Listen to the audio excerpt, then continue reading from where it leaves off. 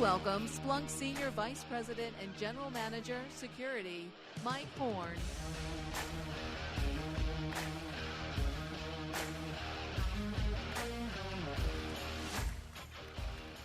Hello, it is so great to be here at my third conf.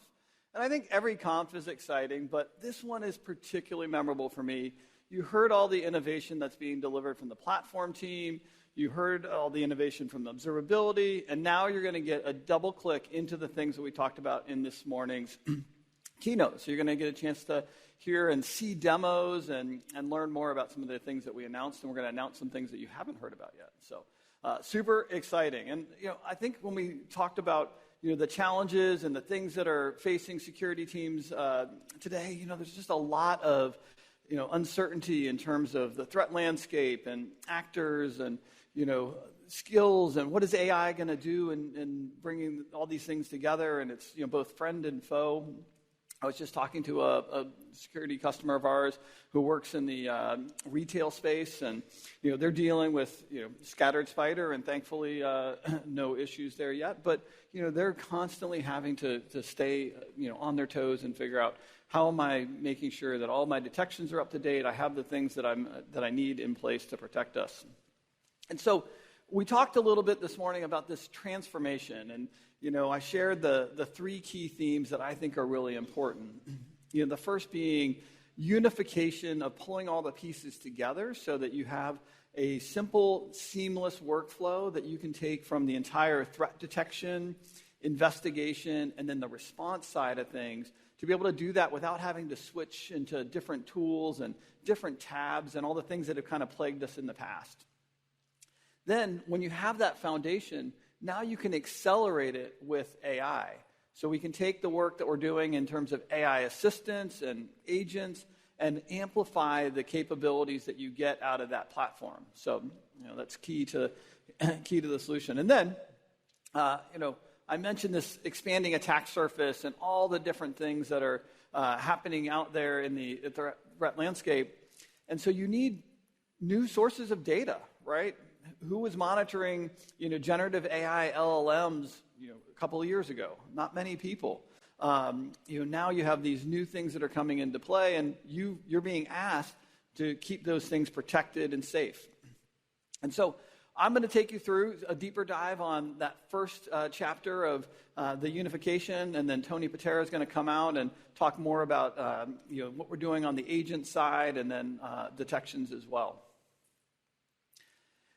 And when you think about all the security products and the foundation that we're built on, we have the benefit of sitting on top of the amazing Splunk data platform. So if you think about the things that you're able to accomplish, a lot of those things are enabled by the fact that we're sitting on top of Splunk data platform. You have all the richness of SPL. Can you imagine what the things that you can't do if you don't have SPL? I talk to customers like, hey, we tried something else, and we felt limited by our ability to express the things that we wanted to search for. Those really unique needles that you're looking for in a haystack. We have that power of SPL.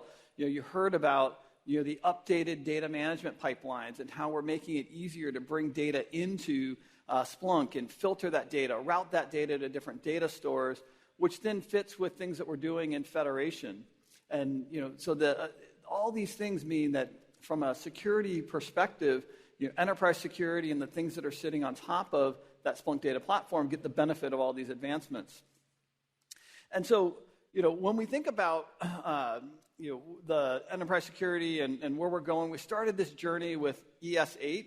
And that was bringing together mission control and being able to have an investigation experience that was tightly integrated with the detection piece. We have threat intelligence baked in there, and that was the first time we brought SIM and SOAR together from a UI perspective. And so I announced earlier that we've got sorry, I'm off on a slide. So I was just talking about Splunk Data Platform. So I announced earlier we have Enterprise Security 8.2. Super excited about this release. It's available now as of today. All right, you're awake after lunch. That's good. First check. So Enterprise Security 8.2 is a really big step for us on that continued journey of how do we create these simplified workflows. So, being able to filter out for your team views and being able to create better finding-based detections, simplifying the things that we do from a investigation workflow, triaging. This is also where the AI assistant starts to come in, and so now we're going to be, Tony will talk more about that, but more generally available in terms of the AI assistant capability, all in this new experience that hopefully, we've got a lot of customers that are using Enterprise Security 8. If you haven't moved to ES 8 yet, particularly now you have 8.2 as an option to choose from.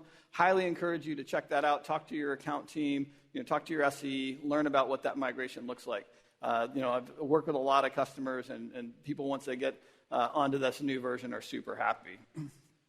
This also included the integrated threat intelligence capability. So if you recall, a few years ago, we acquired a company called TrueStar, and that's always been, that technology has been sitting in the back. This helps bring that into the Threat Intelligence Manager, which is allowing you to consume feeds of data. So, take things in sticks and taxi and OpenIOC and those kinds of formats, curate that, so you're able to figure out what are the things that you care about.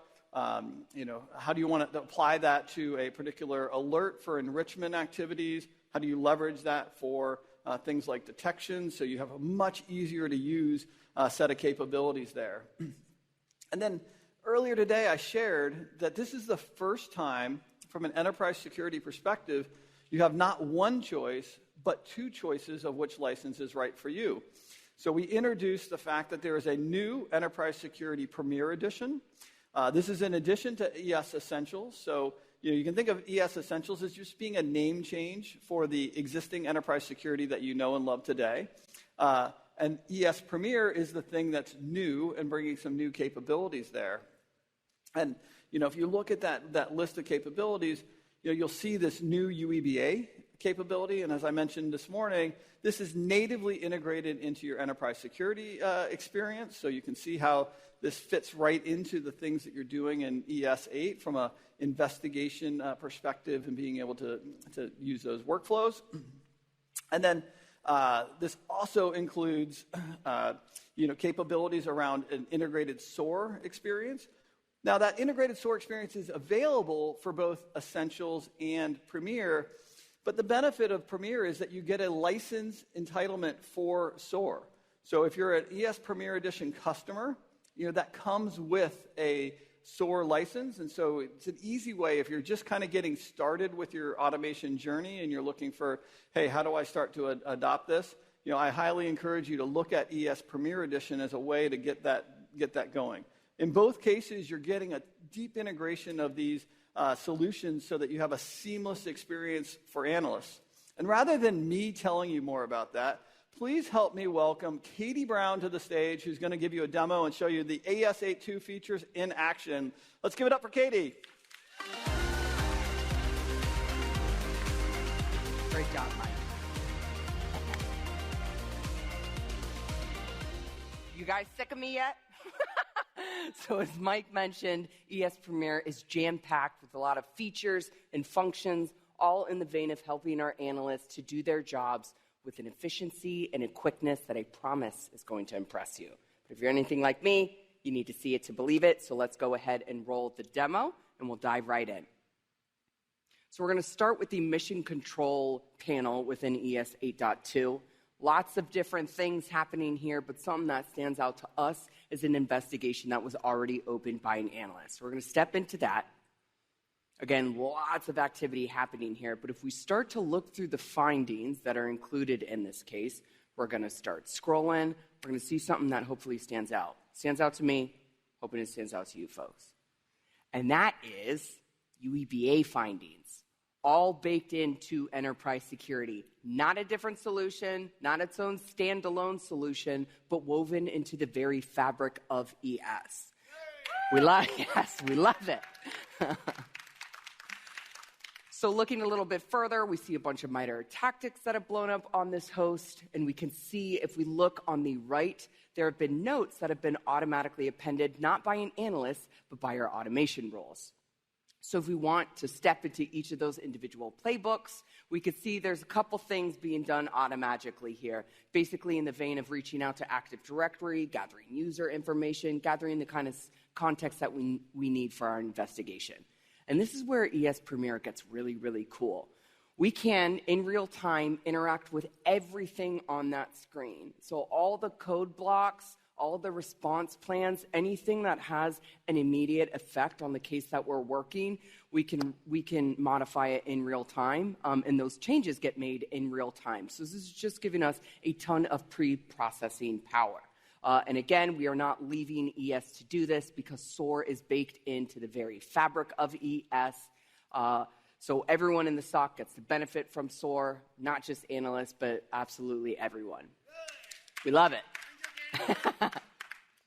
So by the time an analyst steps in here, they already know what they have to do for triage, right? Because automation rules are telling them that. So if we want, we're going to go back to our investigation, and because UEBA is baked into ES, if there's anything we want to look at that's going to sort of give us more information about what's going on from a user risk perspective, we've got a dashboard that's going to show us all of that. And we know that UEBA rules can be a little complex or a little scary sometimes. That's okay. So looking at this dashboard, we're going to get user risk score. We're going to see every single entity that the user has interacted with. Basically, everything that I want to know about the user is going to be in this dashboard. But if I'm not familiar with those UEBA rules, I have the ability to step into those, and I'm going to get a full detailed report on what that finding is, a description of what it's supposed to be doing. So if we click into those, and if I need more context, this is Splunk. So there's always an opportunity to go ahead and pivot to raw logs or look at events directly themselves. And this is, again, just for, I may not know some of these detections, I may not be familiar with them, but I'm just getting the context I need to kind of build that out. So our response plan tells us, number one, let's assign it to ourselves. We're going to run an automation rule that's going to reach out to the user's management chain. We're going to add a note.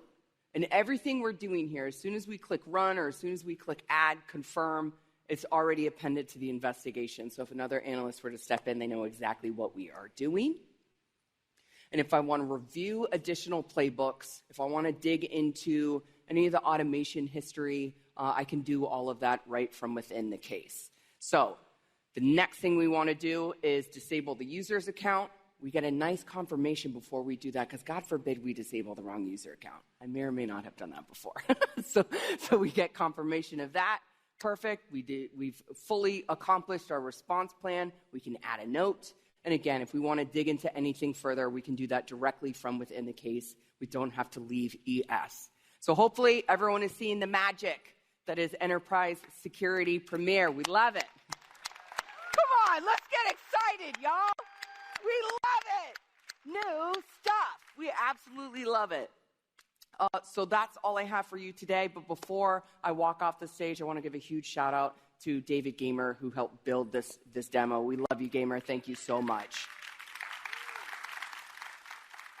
And now we know how cool it is when UEBA, when SOAR, and when ES are baked into one solution. Not a bunch of different broken parts, not their own standalone solutions, but one solution, and that solution is ES Premier.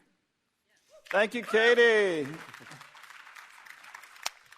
She always does such an amazing job. And you can see more of demos. If you have not already been to the show floor, I encourage you to do that. We have demos of ES, the Detection Studio, AI stuff that Tony's going to talk about. So I encourage you to go check that out if you have not already. So, you've heard me talk about some of the innovation that's been delivered, some of the things that are coming.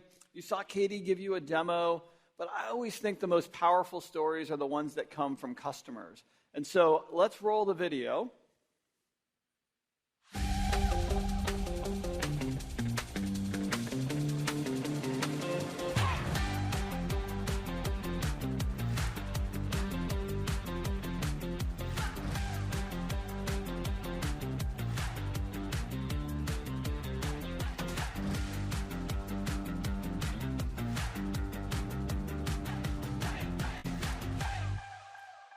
right, please help me welcome Global CISO Patty Voigt to the stage. Come on out, Patty.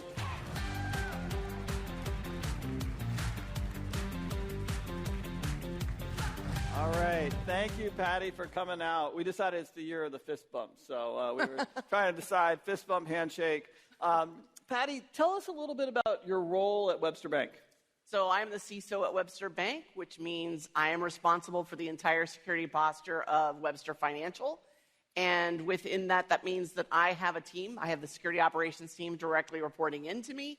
I have a fantastic team, a head who does a tremendous job, lots of analysts that are part of that process and team. And I'm really focused around all the strategic decisions that we have around our security tools across the organization. So people, process, technology. We want to always fire at the level above our organization, so we always aspire to be at the level above around our tools and technology.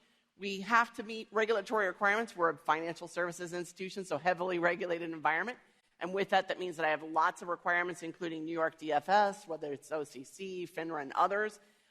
We also have to make sure that we're consistently always enhancing our overall security capabilities. And Splunk is one of those solutions that really is core to our environment and really helps us to lift our game. Now, Patty, I think you said some of your team is here at Comp today. Now, let's find out if they're in the audience. So a little shout out if you're here from Webster Bank. All right, There we go. How long have you been there, Patty? I have been there just under 2 years. I live in New York City, so I'm part of the big banking institutions. Been here only 2 years. We've been on a long-term journey, though, with Splunk, so over 5 years since we put it into our environment. It replaced something called QRadar that we had previously. But we have a long-term partnership out here with Splunk. We have daily use of our enterprise security solution for our monitoring and compliance capabilities across the organization. So my team that you see here in the middle of the room, heavily invested in this partnership and use of the tool. We love it within our organization. It funnels all the information, all the machine data coming from every single application, every single data source that we have coming into Splunk. So it's the cornerstone of our environment. We have this trusted partnership that we've had for vendor consolidation and the success that we have and see across the organization. Yeah, and I think, one of the things that you guys have been on the journey, and you've been early on some of these things, is using Enterprise Security 8 and that seamless integration. So maybe if you want to talk about what are some of the benefits and how did that journey go for you guys? Yeah, it's been an incredible journey with ES8. It's been a very significant step for us. It brings together all the security elements across our organization. We use the unification of SIEM, SOAR, UEBA, powerful capabilities all combined together into the one seamless integrated platform. So it's a comprehensive security view that we use across our organization. And again, across all teams, not just my security team, but also data and architecture teams are relatively using this platform as well. And we continue to build upon it and continue to find migration success as we continue to move forward.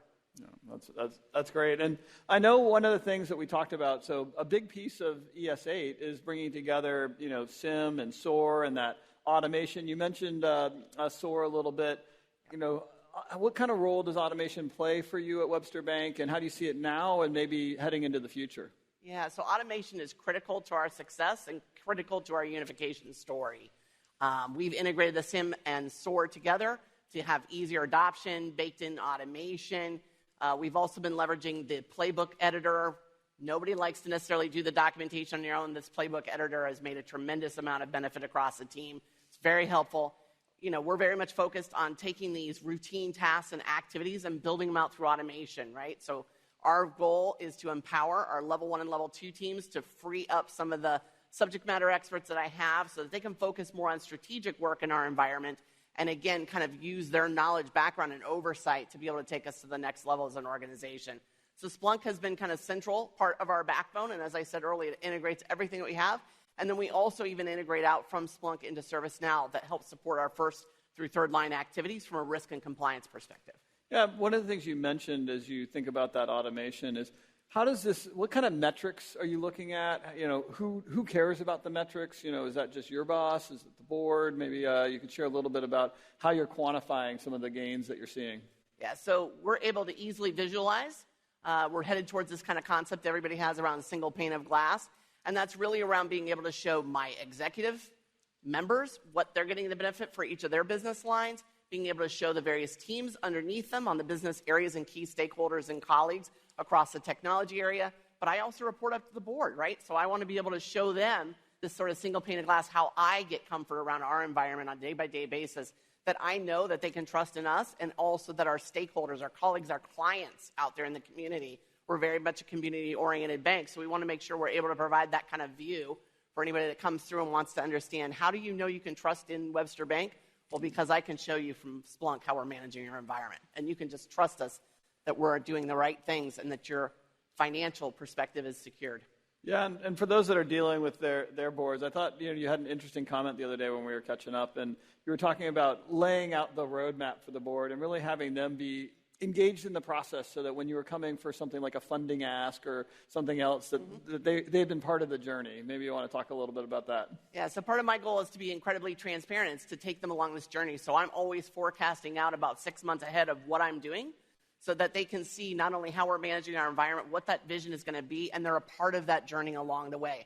So this helps out in funding examples as you're going forward. They've been along the journey supportive. They've seen the value. They know what they're getting. They see it in the metrics that we're sharing out, and they can then therefore know that we're making all the right decisions. And again, it goes back to that transparency of communication at all levels within the organization, and really also taking security away from being kind of just this avenue where I'm the bad guy telling you what you need to do to secure our environment, because I do that behind the scenes, but there's also this piece where I'm really showing how I can bring growth to the business, right? So customers, clients, they want to believe that your financial services, your products that you're using are all very secured, your personal data is secure in our environment, and this solution helps us to be able to assure that. That's great. And you mentioned UEBA, so for some folks, like, how is she using that already? You were a design partner with us, so when we first came out with this new concept of an integrated UEBA solution that was baked into enterprise security and using the Splunk data, you raised your hand and said, "Hey, we'd like to be involved in that." So maybe tell us a little bit about your experience as a design partner and UEBA, your observations on UEBA and what role that plays. Yeah, so it's important for us to be involved in this process. So we greatly appreciate the partnership we've had to be a design partner through this process. When UAB came on board, we wanted to be able to show it in our environment, to show the value across, again, the colleagues that I have across the organization, but to be able to have kind of a feedback that we could give back into the process as well, so that we have these insights of what's coming and we're ready to go, and we've been able to share that across the organization, again, going back to the transparency, but at the same time also giving this feedback loop, early feedback process into Splunk, who's able to leverage our perspective into the process, and of course, our perspective, we hope some of that helps to build the product for the rest of you as well. Yeah, and for those that have not participated in this kind of relationship, when you go to the demo booth, we have, Detection Studio is now alpha, which means that you can participate as a design partner. We'll be recruiting people for Triage Agent, the SOAR Playbook Editor. So there's a lot of opportunities to engage with the teams, to have that kind of relationship where, again, we take that input very seriously. This is our, we test with our own internal security team first. We do a lot of work with them. They're our customer zero, as we like to call them. But then we're always looking for other customers to give us that real-world feedback in terms of, how things are working in their environment. So, beyond, the Premier Edition and I guess beyond UEBA, how is this packaging and kind of making things hopefully easier to consume? What are your thoughts on Premier Edition there? Yeah, the Premier Edition has been very successful for us. We are very excited about having in our environment the capabilities, especially when you focus around insider threat and data exfiltration. These are key activities in our environment that we need to be on top of and aware of. And just having that all pulled together in the single platform that we were used to using on a day-to-day basis really helps. And UEBA really helps us kind of coordinate those efforts together. Yeah. And the collaborative approach that we've had has also been very helpful and supportive as well. Yeah, one of the things that we do as part of these previews is we're constantly giving you, not constantly, but we're giving you frequent updates on new versions of the thing that we're asking you to give us feedback on. So you can actually see, your input take effect in the product over time. So, you ask for a new feature, or you say, hey, I don't like the way this shows up, or can you tune this? And so I think it's an exciting, as a product person, I love working with teams on this. So today and last night, lots of conversation about AI and how AI is changing, transforming things, and really changing the way that teams work, the things we have to protect, the way that we work. How is Webster Bank thinking about AI, both within security, but also kind of more broadly? Yeah, so we're really in the early stages of our AI journey. We have the right governance perspective and committees involved already, and we've rolled out Microsoft Copilot across the board in the organization to help with kind of these productivity gains. But every single area of our business is currently looking at various use cases that they can bring in and leverage to provide value across the organization for our growth, as well as even in my own area. So in the security area, we're looking at being able to move forward, leverage agentic AI. Some of the capabilities we saw earlier, I'm very excited about where that's going, very excited about the ES 8.2 version. We're currently on 8.1, but excited to be able to take advantage of some of the new benefits I've seen today.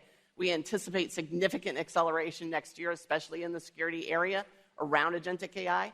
And Splunk is that central data point for us, central point for all our collection and integration out there from end to end, all the machine data coming together, as I mentioned earlier. So it's going to be part of our strategic plan and very important to us as an organization. Yeah, and we're looking forward to partnering with you again on that journey, in terms of getting your feedback, getting the team's feedback on, the triage agent and different things that we're developing. So anything that we didn't talk about that's kind of top of mind, things that you're either worried about or excited about?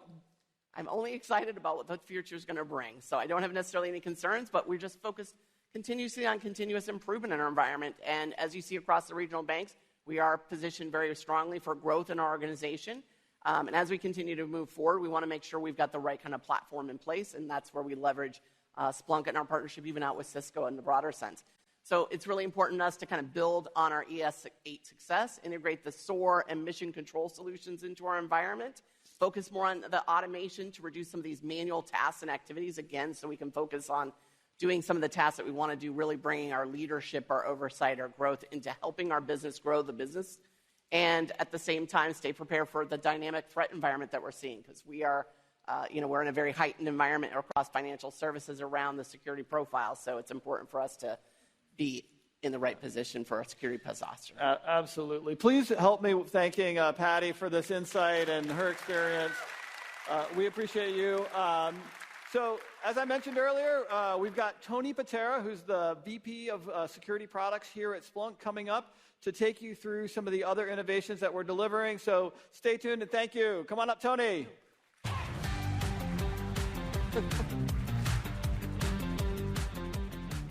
Hello. Hello, everybody.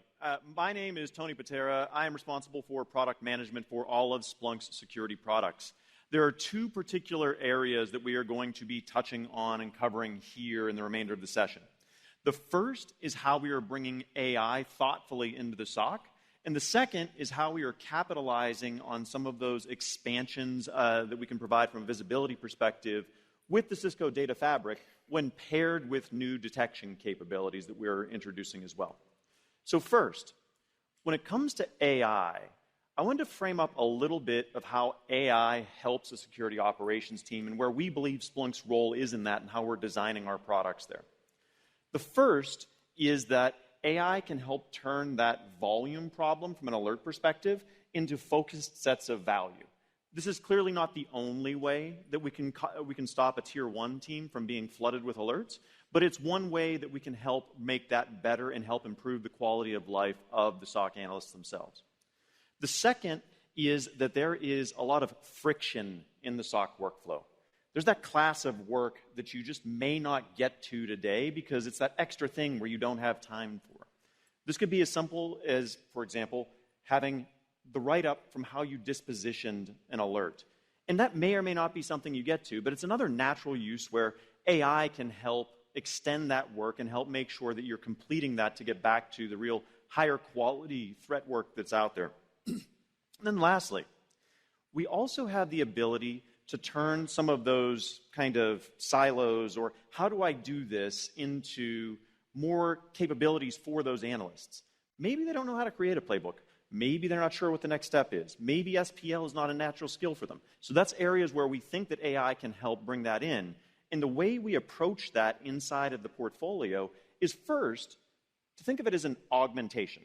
So think of it as a way for analysts to get skills they may not have, work better, faster, quicker, things of that nature. The way you can expect that to come into the Splunk portfolio is deeply integrated into the existing workflows where it feels like a natural snap-in and not a foreign concept for them. So, you're going to see a number of different areas on the AI front that I'll loosely group into assistive capabilities as well as agentic capabilities. The first of those is the AI assistant inside of enterprise security. So, for everyone in the audience here, this was released as controlled availability late last evening as part of Enterprise Security 8.2.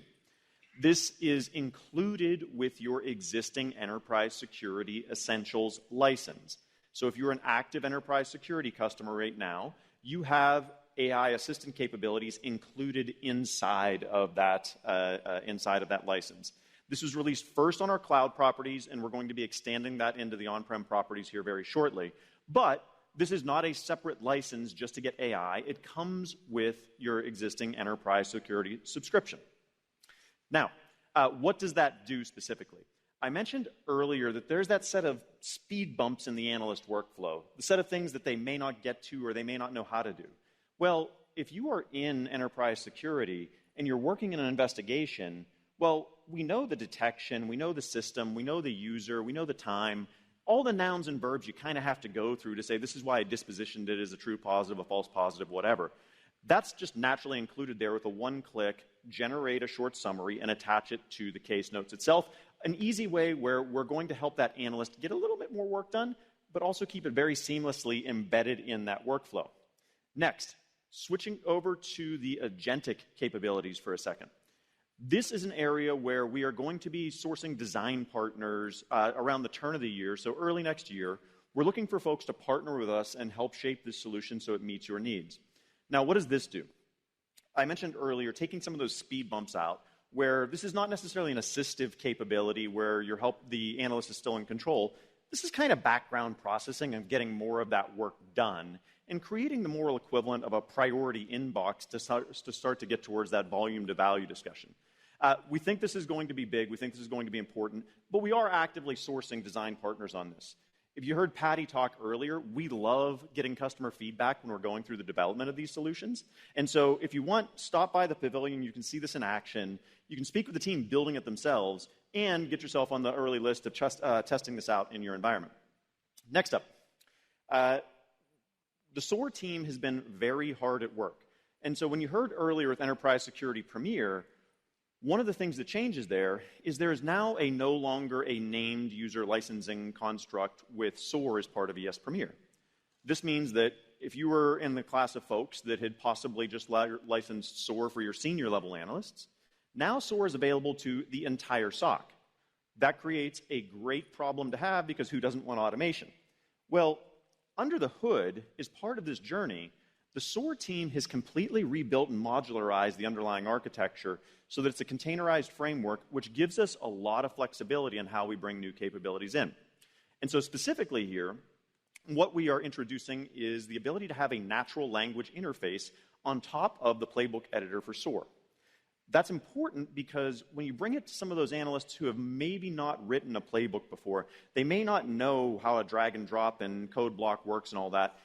It's an easy way to give them a natural language way of saying, help me build that playbook. What's the next step here? How should I think about automating this task?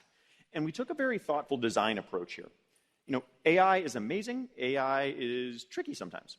And if you have tried various solutions to this, you may be aware that if you write in, give me a playbook to handle this phishing incident, that can be a little bit tricky. You might end up with something that looks like a city street map that might look like it's outside. That's a little hard to figure out. It's not a one-shot workflow.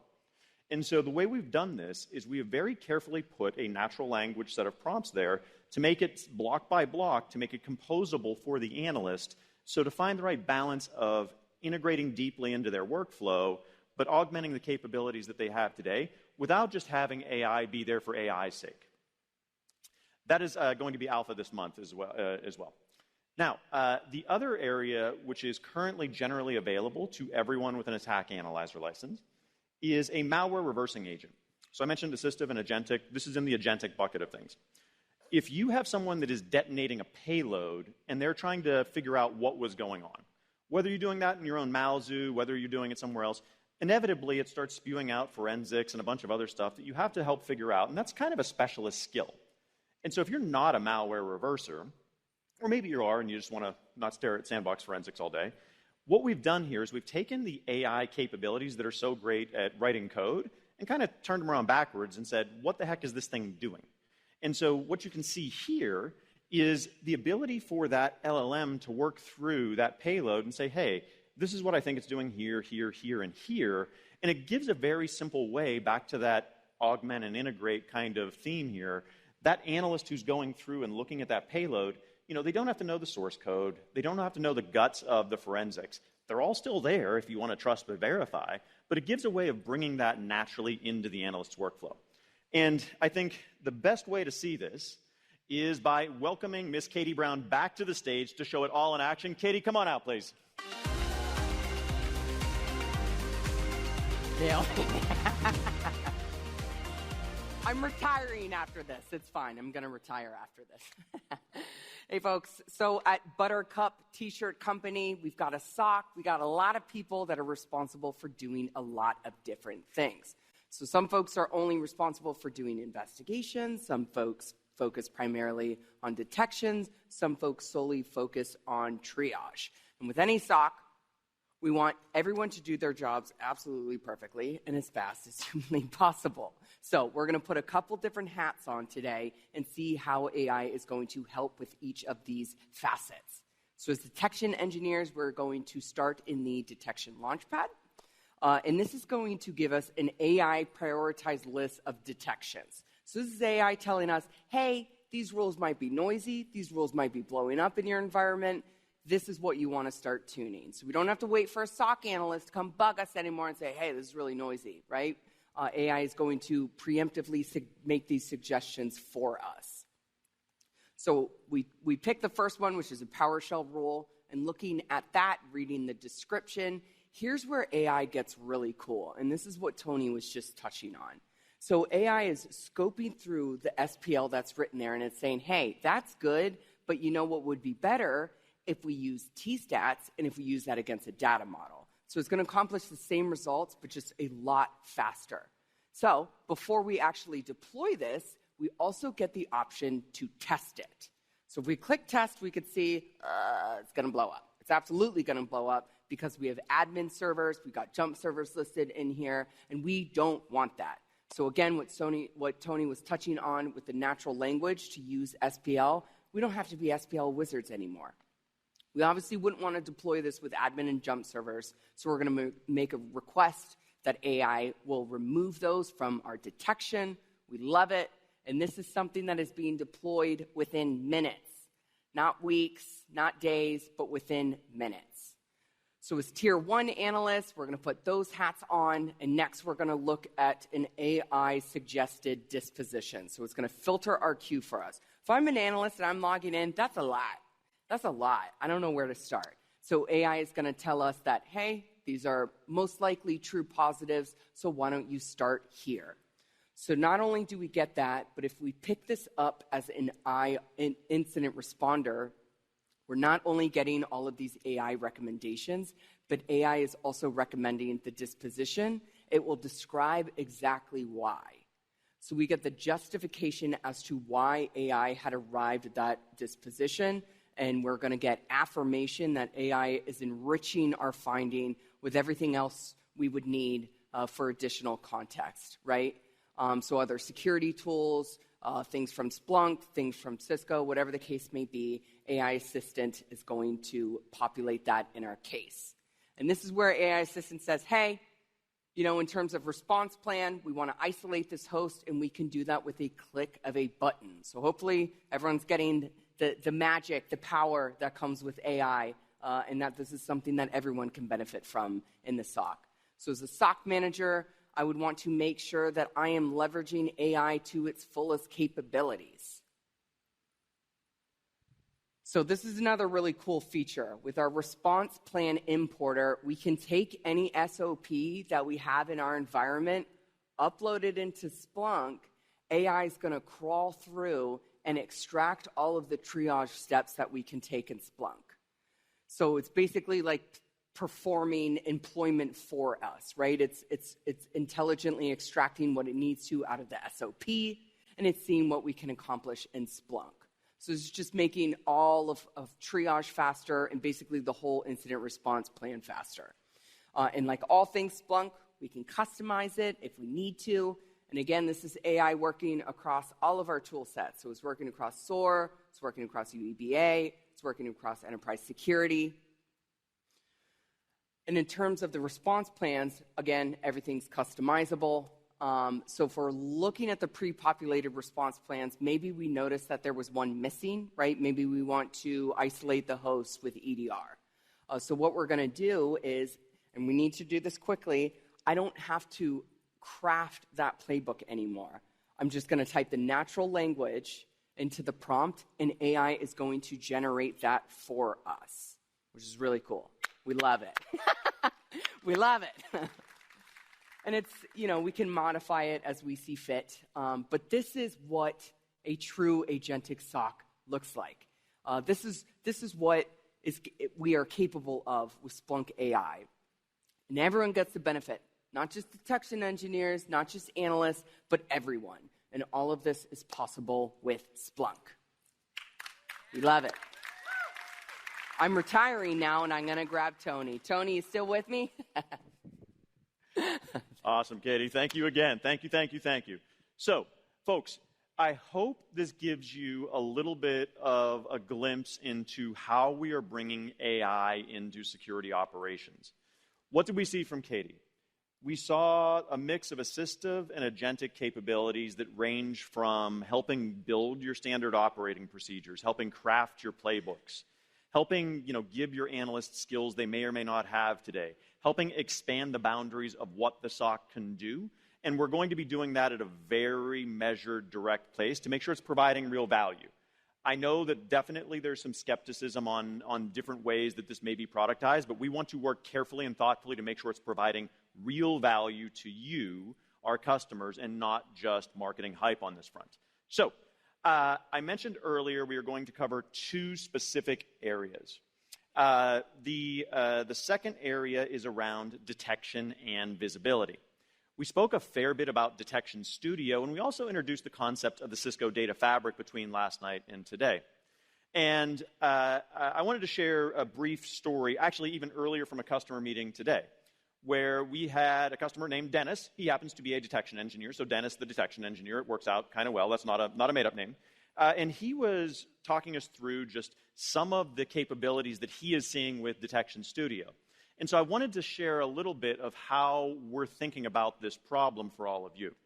Is one, from a detection perspective, detection and visibility go hand in hand.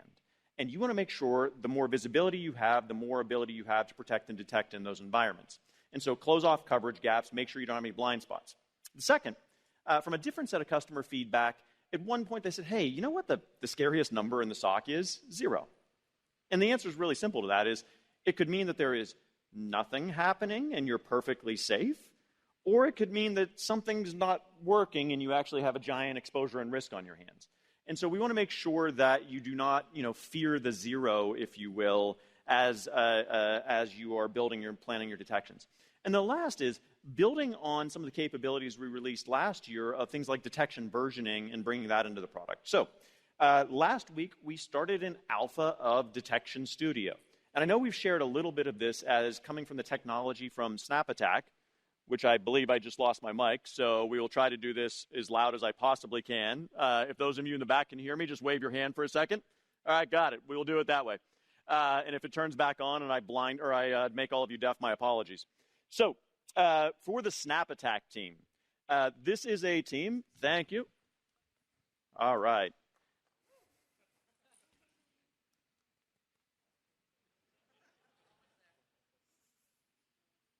All right. We'll keep working on it. The Snap Attack team, it's always good to have 3 backups, not just 1. The Snap Attack team was basically a bunch of detection engineers for hire. And what they would do is they would go into an environment and they would help build out the detections in that environment. Now, they did that once or twice, and like most smart folks, they actually went through and said, hey, wait a second. This gets better if we build some scripts to go do this now. They did that a few times, and it was better, faster, quicker with some scripts, and they turned it into a product. And we met these guys and said, hey, this stuff should just be in enterprise security. And so for Detection Studio in this alpha, what we're introducing is a whole new detection management experience inside of enterprise security. This is something that will be included with your existing Enterprise Security Essentials license. And so this is something, go down to the show floor, check it out. We're going to be bringing this out into the production environments here shortly, but we want to partner carefully to make sure all of you are getting the full value out of the solution. Now, if this is the detection workbench, a workbench needs tools to operate well and perform all of those, close all of those coverage gaps. So as part of Detection Studio, we are including a library. And what does a library do? Well, first of all, it comes with about 1,800 plus Splunk-provided threat detections that we provide. Well, that's great. But when you put it out on that work surface, what happens? Well, you want to understand where do you have the data for something, but you don't have those detections on. Is that intentional or is that a mistake? On the other side of that, where do you want to turn detections on, but where you don't have that data? So that kind of right-sizing that balance of detection coverage, closing those gaps, and figuring out what needs to happen there. And then lastly, we talked a little bit about the, okay, now I don't have to yell. All right. Thank you so much. I appreciate that. Don't worry about it. All right. If we have a meeting later, you'll know why my voice is a little hoarse. We're all good. So outside of the library bit is the things we're also including here is the ability to test these detections against historical data. And so one of the challenges when you build a detection is if I'm going to turn it on and click run detection, you really want to know whether you're going to have a bunch of angry SOC analysts at your front door saying, what the heck did you just flood our work queues with? Or is this going to be the actual, high fidelity detection you want? And so this is something that we brought out in beta. We're going to continue to iterate on this concept, but it is another natural core component of Detection Studio. There's not a separate license for this. This is included with enterprise security because it's one of the things that we think matters. And so for that perspective, we think that is going to be a major, major, major upgrade and major value benefit to all of our detection engineers out there. Can't wait to have that in your environments and to see the value you're getting there. Spoke a little bit about visibility and where we can take this concept of a Cisco data fabric kind of out for a test drive, if you will. Well, one of those areas is in containerized environments. So when you think about what goes on in a container environment, it can be a little bit of the Wild West. It can be a lot of volume. It can be a lot of data. And it can also require the security team to do things a little bit different. Maybe you can't install an agent there. Maybe you don't necessarily have the visibility of what's going on. Maybe the cloud team went rogue and built it themselves a little bit. And so with the technology capabilities from isovalent runtime protection, we actually get deep kernel-level visibility to understand what's going on inside of that Kubernetes cluster. And so we're going to be going through a number of integrations and improvements here to extend that Cisco data fabric so that you can get raw kernel-level telemetry from your cloud workloads and your containerized workloads. And I could not think of anybody better than to have Mr. Dan Wendlandt, the co-founder and CEO of Isovalent, come join me on stage and talk a little bit about this. Dan, come on up. Hey, Tony. Good to see you. If I would have known the Wild West line was coming, I would have worn my cowboy hat and some boots out here. So I guess maybe next time. And Dan has been a great partner for the team, as you can tell by the T-shirt. We've been getting along great here in terms of the things that we think we can help deliver for all of you jointly. I think the thing that's a little bit interesting is, Dan, this audience isn't exactly your normal audience that you went and represented at KubeCon. Mm-hmm. So maybe give the team a little bit of background on Isovalent and kind of your journey here. Sure. I wanted to first kind of get a show of hands. How many people have heard the term eBPF? It's a pretty good number. All right, I like that. We co-created eBPF as Isovalent, and when I was at a reInvent back in 2017 at one of those tiny little startup booths, I could go a whole day without bumping into anyone who knew what eBPF was. So it's great to see that I think there's a lot better recognition of across the industry, I would say, in terms of eBPF as this really critical technology that can kind of bring runtime security into this modern cloud and real-time era. So maybe first off, what is eBPF? eBPF is kind of superpowers for Linux networking, security, and observability. And, why are superpowers relevant here? Well, when Linux was created, It's actually 1991. So maybe a lot of us, it grew up a lot in the 90s, maybe a little the early 2000s, but it hasn't changed much in the last 20 years, right? And so if you think it's 2025, we're no longer managing individual Linux servers or desktops with human users, right? We're running fleets of workloads with containers, with AI workloads, and yet we're still trying to secure and observe them with the same technology that we had 20 years ago.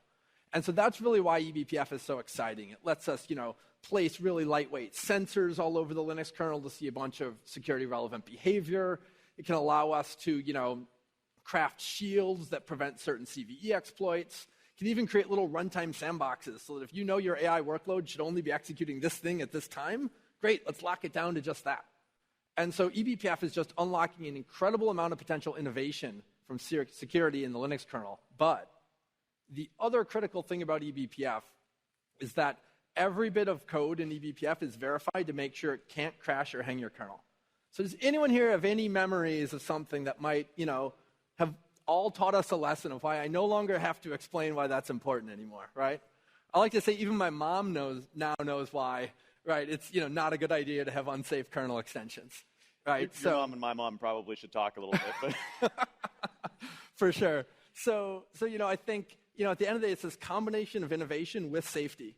And because it's all happening at the operating system, it's extremely efficient and lightweight, and it doesn't require changes to your application. And I think that's one of the key important bits is security professionals, we're usually kind of, in some ways, kicking down the door, trying to figure out what's going on. This is a much more natural way to go work with those application teams that gives more of the telemetry we really want. At the end of the day, if you think about process-level telemetry from a containerized workload, that is a really compelling thing to be able to pull into your detection infrastructure. And if you get to bring that to the team in a way that doesn't feel like security's knocking down my door and trying to put monitoring in my environment that might impact my application, it's a much more natural conversation. And so we're early days here. We're early days. But I do think this is a great way of extending that Cisco data fabric to give security professionals some additional visibility, some additional insights, and some additional ways of just, frankly, protecting some of the more critical environments they have. Yeah, and so what we really did as iSurveillance, we focused on Kubernetes as the kind of the first place to land, because that's where kind of the aging and old, Kubernetes or Linux infrastructure was creaking the most, right? And we built Cilium, which was eBPF-powered networking and security, and that became essentially the de facto standard, right? With eBPF, we were just able to do things more efficiently. We were able to give identity-aware security primitives for firewalling, and we were really able to build observability in as a first-class citizen. And so I think one of the cool things is, if your organization is running Kubernetes, and at this point pretty much all of them are, right, there's actually a very good chance that you already are running iSurveillance software in your Kubernetes cluster. And if not, right, it's a very easy sell to that team to insert this in because it was kind of designed for that cloud-native world that will be very familiar to them. So that kind of, that battle of having to kind of shove something down into the application teams becomes a lot easier with eBPF and iSurveillance. Awesome. Well, this is an intro to this concept. We're going to keep teasing this out. We would love feedback on here. Dan, thank you very much, man. I appreciate it, bud. I appreciate it. Cool. All right. A few of you may have noticed that I am the only Splunker without the official Splunk t-shirt on, and there's a reason for that. So, if you are not aware, Boss of the SOC, or BOTS, is an annual competition at .conf that gets rerun in different areas across the year. And so last night, the BOTS competition was able to celebrate its 10th year. So congratulations to all of you.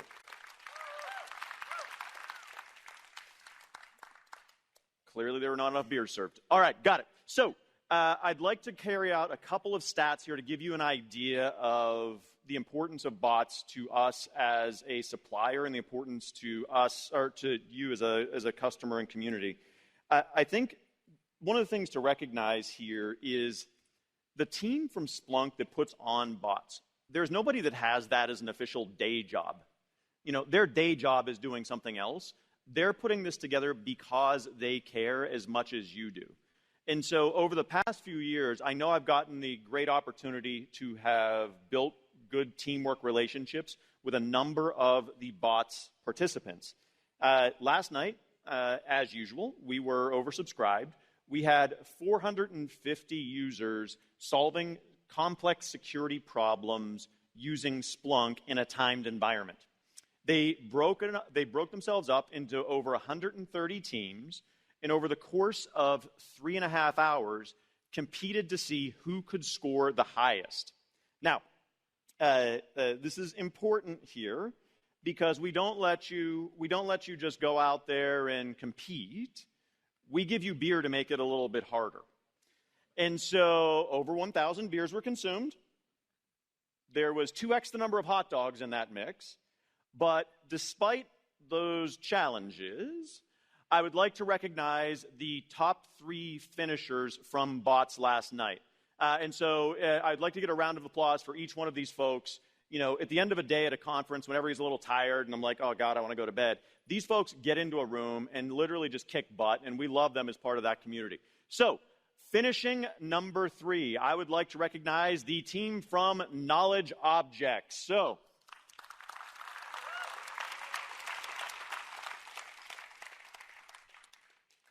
number 2 is Polsock.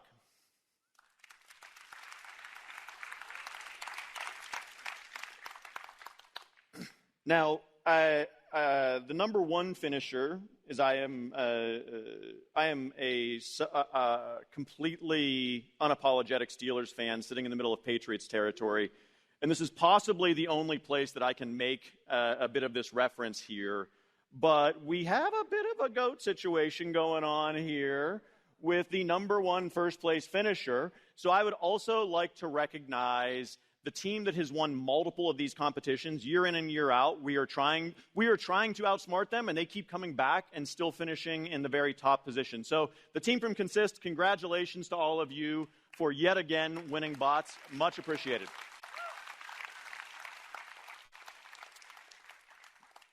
Lastly, we are not quite done yet. There is actually another competition here when we talk about these different technologies coming together. We have another competition called Automation Games here, which is starting here in a little bit, that all of you are more than happy to participate in. Go check it out. It's a way of bringing more automation into the SOC, and it is very similar. It is a great, great, great extension of that community. All right. So as we wind down here, I just wanted to recap a couple of the areas we covered. First, with the release of Enterprise Security 8.2 last night, we now have the introduction of an integrated UEBA capability, integrated SOAR capability inside of that Enterprise Security Premier package, if you will. 2, you got a couple of insights on how we're driving through the AI capabilities and how we're bringing those to both augment your teams and integrate directly into your workflows. That starts with the introduction of the AI Assistant, which is now in controlled availability broadly and included with your enterprise security subscription. Last, we spoke about how we're using that Cisco Data Fabric to extend into neat areas or new areas like Kubernetes workloads using Isovalent and eBPF. And also, we introduced Detection Studio as a major upgrade for all of your detection engineering teams to make sure you're getting the best value in protecting your enterprise. So I will be around. I know I have a number of meetings with folks here. There's also a ton of folks out on the show floor. Go check these demos out. Thank you, thank you, thank you, and have a fantastic afternoon.